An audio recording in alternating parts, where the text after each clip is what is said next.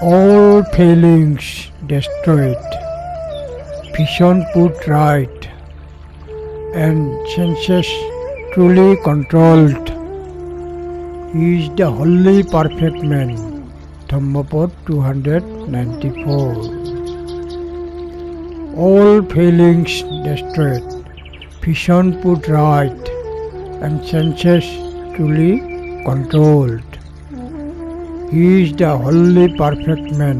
Dhammapad 294.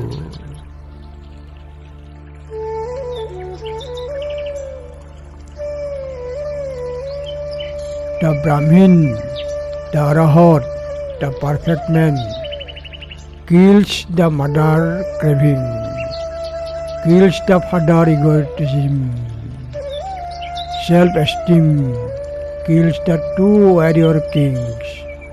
They represent the two views, eternalism and nihilism, opposed to Buddhist thoughts. The subordinates are the clinging to life Nandi Raga, and he destroys that kingdom. It is a kingdom made up of 12 ayatanas. He destroys the subordinates, which are the Nandi Ragas.